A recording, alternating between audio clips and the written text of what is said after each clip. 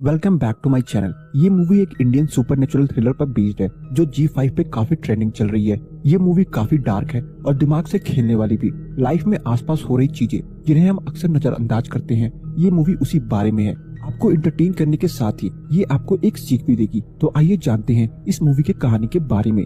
Movie start होती है और हमें 10 जून 2019 का सीन दिखाया जाता है, जहां एनटीपीसी फ्लाईओवर पर एक एक्सीडेंट हो रखी होती है जो बाइक वाले के बीच डिवाइडर से पत्थर साइड हटाने की वजह से हुई होती है।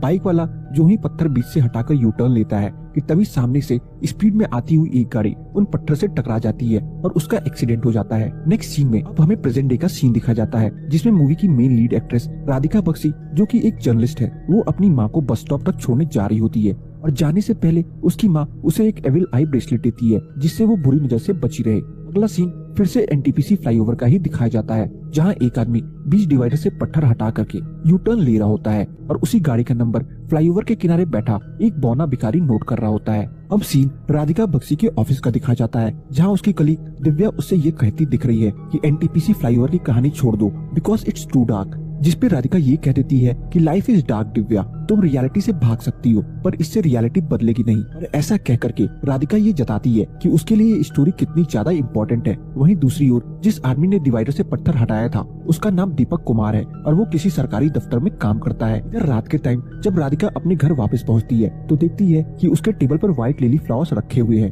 अब हमें दीपक कुमार के घर का सीन दिखाया जाता है, जहां उसकी बीवी से झगड़ा हो जाता है, जिस वजह से उसकी बीवी अपने बच्चे को लेकर के घर चली जाती है और दीपक अकेले घर में रहता है। और वहीं राधिका बख्शी के पास आरटीओ से फोन आता है जो उसे दीपक कुमार का एड्रेस बताता है। इसके बाद राधिका दीपक के अपार्टमेंट पहुंच जाती है और बारिश की वजह से लाइट कटी होती है। दीपक अपने कमरे में सो रहा होता है पर तभी अचानक से उसकी आंख खुलती है और उसे ऐसा लगता है कि उसकी बीवी उसके ऊपर हवा में है, जिस वजह से जब वो कैंडल जलाने जा रहा होता है तब उसका हाथ कांपने लगता है। तब तक दरवाजे की बेल बजती है और दरवाजे खोलने पर उसे गेट के बाहर व्हाइट लिली फ्लावर्स रखे हुए मिलते हैं। वो दरवाजा बंद करके अंदर आता है तो उसको अपने बेटे के कमरे में कोई बच्ची नजर आती है और कमरे के अंदर जाने पर कमरे का गेट अपने आप बंद हो जाता है। और अब अगली सुबह राधिका अपने एक मेल कलीग जो कि उसको लाइक करता है उससे एनटीपीसी फ्लाईओवर पर हुए लास्ट एक साल के सारे एक्सीडेंट्स की रिपोर्ट निकलवाने को कह रही होती है, जिसपे वो काम के बाद कॉफी के लिए पूछता है पर राधिका कहती है कि वो कॉफी नहीं पीती और बियर के लिए डेट फिक्स करती है। वहीं दूसरी तरफ दीपक कुमार के घर जब पुलिस पहुंचती है तो देखती है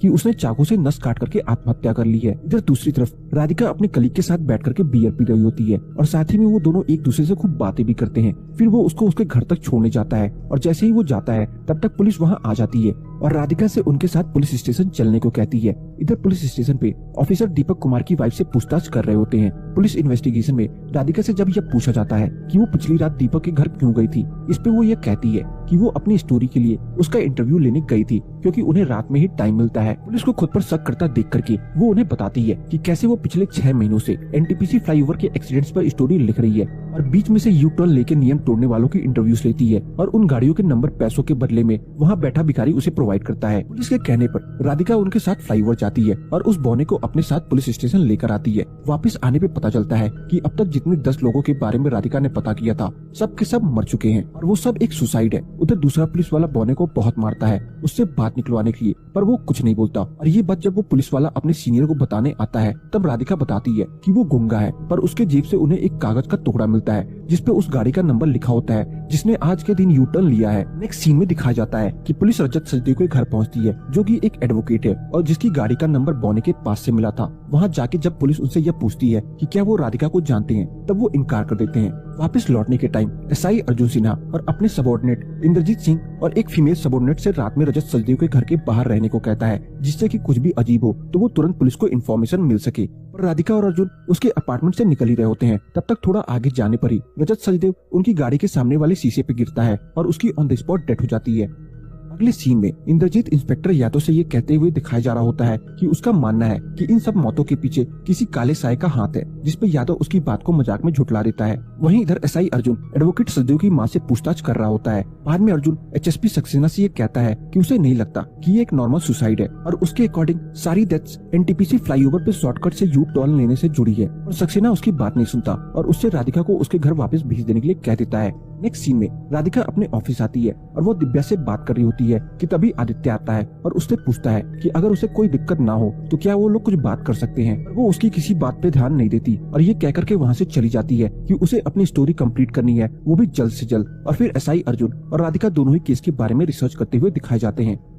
जिस बीच अर्जुन को पता चलता है कि राधिका के भाई राघव का एक्सीडेंट भी एनटीपीसी फ्लाईओवर पे डिवाइडर से हटाए हुए पत्थर की वजह से ही हुआ था। उधर दूसरी तरफ दिखाया जाता है कि राधिका अपनी माँ से पूछ रही होती है कि क्या सच में राघव उनसे बात करता है, जिस पर उसकी माँ कहती है कि जो जिनके करीब होता है वो उनके पास जाता है। फिर राघव की फोटो निकाल करके राधिका उससे याद करती है कि कैसे एक्सीडेंट वाले दिन उसने राघव से गाड़ी चलाने की जिद की थी।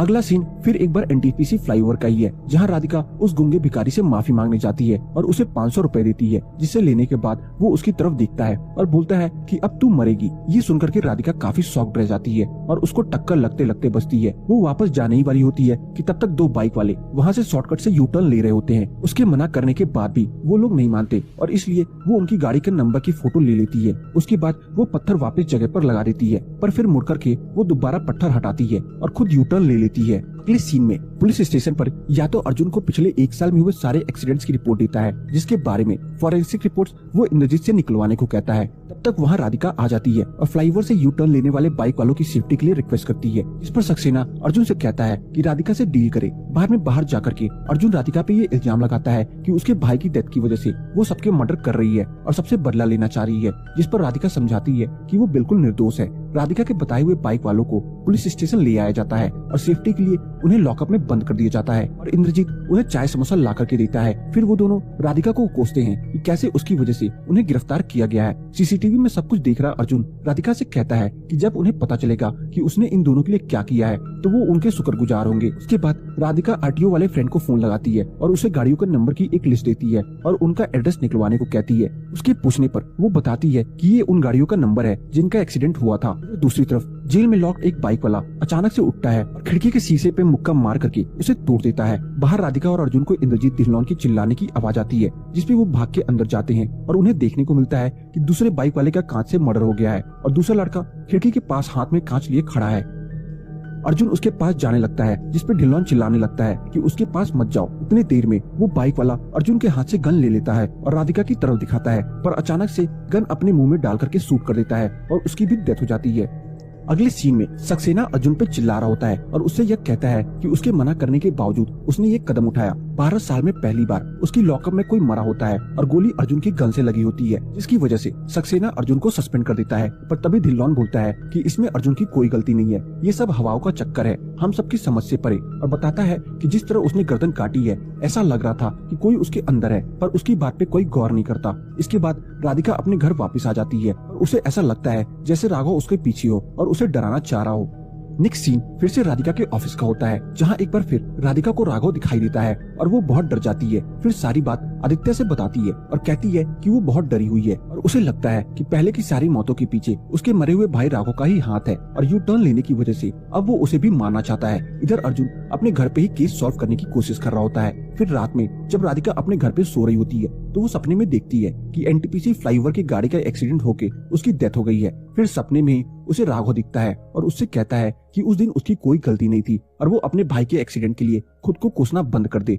इतने में उसकी नींद खुल जाती है। अगले सीन में राधिका अर्जुन के घर पे आई हुई होती है और उसको बताती है कि ये पैरानॉर्मल एक्टिविटी से जुड़े सुसाइड्स नहीं है और मसला कुछ और ही है, क्योंकि अगर ऐसा होता तो राधिका के यू टर्न लेने के 24 घंटे बाद ही उसकी भी डेथ होती। फिर अर्जुन के वॉल पे पिन फोटोज में से एक फोटो पे राधिका का ध्यान जाता है, जो कि सुनीता सिंह नाम की किसी औरत की होती है, जिसकी मौत एनटीपीसी फ्लाईओवर पे हुए एक्सीडेंट्स में हो गई थी। यही नहीं, उसके साथ उसकी 5 साल की बच्ची की भी मौत हो गई थी। और फिर राधिका आदित्य को फोन लगा करके कहती है कि उसकी दी हुई रिपोर्ट्स में से सुनीता सिंह के बारे में कोई इन्फॉर्मेशन नहीं थी और उसे उसकी इन्फॉर्मेशन निकलवा के उसे देने को कहती है। फिर वो उसकी गाड़ी का नंबर आरटीओ वाले फ्रेंड को देती है और एड्रेस का पता करवाती है। नेक्स्ट सीन में गाड़ी के एड्रेस पे पहुंचने पर अर्जुन और राधिका को पता चलता है कि वो गाड़ी 2 साल पहले सेकंड हैंड बेच दी गई थी विदाउट एनी पेपर वर्क। इसके बाद अर्जुन अपने घर पे धिल्लोन से सुनीता सिंह के हॉस्पिटल रिकॉर्ड्स निकलवाने को कहता है और बाकी के इन्फॉर्मेशन के लिए यादव और सोडी को कहता है। फिर दूसरी तरफ दिखाया जाता है कि आदित्य सुनीता सिंह की एक्सीडेंट रिपोर्ट को ऑफिस की छत पे जला रहा होता है। नेक्स्ट सीन में अर्जुन राधिका को बता रहा होता है कि सुनीता सिंह की बॉडी को क्लेम करने कोई नहीं आया था और क्योंकि सीसीटीवी फ्लाईओवर के एग्जिट और एंट्री पॉइंट पे ही है, इस वजह से एक्सीडेंट की कोई फुटेज भी नहीं है। पर एंट्री एग्जिट की फुटेज से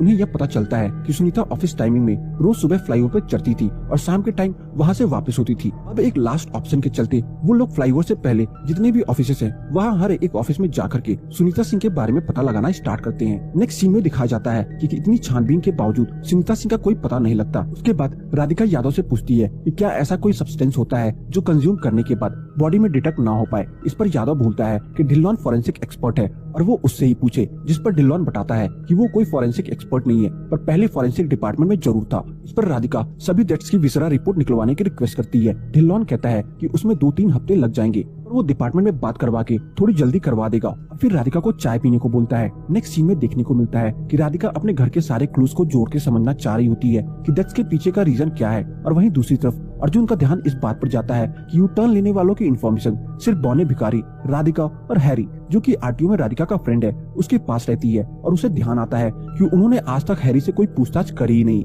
इधर राधिका को उस सब्सटेंस के बारे में इंटरनेट से पता चलता है जो बॉडी में डेथ के बाद डिटेक्ट नहीं होता और तब तक उसे कोई फोटो भेजता है, जिसे देख के राधिका शॉक्ड रह जाती है। अपनी बिल्डिंग से नीचे उतरते वक्त राधिका के पास अर्जुन का कॉल आता है और वो उससे बताता है कि राधिका के साथ यू टर्न लेने पे कुछ नहीं हुआ क्योंकि इसकी इन्फॉर्मेशन आरटीओ के हैरी के पास नहीं थी और उन्हें इतनी छोटी सी बात दिख नहीं रही थी। इस पर राधिका कहती है उसे सुनीता के पति के बारे में पता चल गया है, पर तब तक उसे फोन में गाड़ी की टक्कर की आवाज आती है। फिर उसे लगता है कि उसके पीछे कोई है और पीछे मुड़ने पर कोई उसके सर पर जोर से मार देता है और वो बेहोश हो जाती है। नेक्स्ट सीन में जब राधिका को होश आता है तो वो एक कुर्सी पर बंधी होती है और कोई छोटे से लैब के अंदर अपने आप को पाती है। वो अगल बगल देख रही होती है। तब तक उसके सामने ढिल्लोन आ जाता है और कहता है कि अब छुपम छुपाई का खेल खत्म। वो बताता है कि कैसे यू टर्न ने उसके परिवार उसे छीन लिया और उसकी बीवी और उसके बच्चे की मौत हो गई और केस में ज्यादा घुसने की वजह से वो कहता है कि अब राधिका के मरने की बारी है और अब उसे एक ड्रग के बारे में बताता है जिसको लेने के बाद इंसान का दिमाग काम करना बंद कर देता है और वो अपने ही हाथों अपनी जान ले लेता है। ढिल्लोन राधिका को पूरी कहानी बताता है कि कैसे वो हर एक यूटर्न लेने वाले को खाने में ड्रग मिला देता था। इतना ही नहीं, वो बताता है कि आरटीओ में काम करने वाला हैरी असल में हरजीत सिंह ढिल्लोन है, जो कि उसका छोटा भाई है। और जहां राधिका को ये लग रहा था कि हैरी उसकी हेल्प करता है, असल में हैरी अपने भाई की हेल्प कर रहा था। नेक्स्ट सीन में ढिल्लोन राधिका को वो ड्रग देने जा ही रहा होता है, पर वो उसको धक्का मार करके किसी तरह हाथ छुड़ा के वहाँ से भागने लगती है। वो कमरे से बाहर निकलती है तो देखती है कि वो कोई वीरान सी बिल्डिंग पे है, पर अपनी जान बचाने के लिए उसे जो रास्ता दिखता है वो उसी पे भागने लगती है। ढिल्लोन भी हाथ में चाकू लिए उसके पीछे भागता है। भागते भागते वो बिल्डिंग की छत पे पहुंच जाती है और एक ड्रम के पास छुप जाती है, पर उसके पीछे पीछे ढिल्लोन भी छत पे आ जाता है। वो चिल्ला के कहता है कि अगर शाम की चाय उसने पी ली होती तो ढिल्लोन को इतना वायलेंट नहीं होना पड़ता, और कहता है कि वो चाहती तो दोनों साथ मिलकर के काम कर सकते थे और राधिका को भी अपनी भाई का मौत का बदला मिलता। तब तक राधिका पीछे से ढिल्लोन के सर पर रॉड मारती है। राधिका ढिल्लोन से कहती है कि उसकी भाई की मौत पे उसने ये सोचा कि कोई और उस जैसे ना मरे, और वहीं ढिल्लोन ने सुनीता की मौत पर हर किसी को सुनीता जैसी मौत देनी चाहिए। ढिल्लोन एक बार फिर उस पर चाकू से वार करने जा रहा होता है और तब तक उसके हाथ कांपने लगते हैं और राधिका बताती है कि उसको उस पर शक हो गया था, इसलिए शाम को उसने चाय के कप बदल दिए थे। और इतना ही नहीं, गाड़ी का असली एड्रेस वाले इंसान ने उसके ओनर की इन्फॉर्मेशन भेजी थी जिसपे पति के नाम पे ढिल्लोन का नाम था, और राधिका को कंफर्म हो गया था कि इन सब की मौत के पीछे ढिल्लोन का हाथ है। फिर ड्रग के असर की वजह से ढिल्लोन छत से कूद करके सुसाइड कर लेता है। नेक्स्ट सीन में पुलिस टीम आकर के ढिल्लोन की बॉडी कलेक्ट करती है और अर्जुन राधिका की तारीफ कर रहा होता है। फिर वहाँ आदित्य आ जाता है और राधिका और आदित्य साथ में चली जाते हैं। फिल्म के लास्ट सीन में दिखाते हैं कि 10 जून 2019 को सुनीता सिंह का जो एक्सीडेंट हुआ था उसके पहले आदित्य ही वो इंसान था जिसने शॉर्टकट से यू टर्न लेने के लिए वहाँ से पत्थर हटाए थे। और यही नहीं, उसने वो यू टर्न इसलिए लिया था क्योंकि किसी ऑफिस पार्टी पे राधिका ने कॉल करके उसको बुलाया था। और यहीं पे मूवी का दी एंड हो जाता है। इसी के साथ आज का वीडियो हम खत्म करते हैं। अगर आपको अच्छा लगा तो प्लीज इस वीडियो को लाइक और कमेंट जरूर कर दीजिएगा। मैं बहुत सारी मूवीज लेकर आता रहता हूँ, तो प्लीज इस चैनल को सब्सक्राइब कर दीजिए और बेल नोटिफिकेशन आइकॉन दबाना मत भूलिएगा। हम फिर से मिलेंगे और एक नई मूवी के साथ। तब तक के लिए थैंक यू और आप अपने आप का ख्याल रखिए।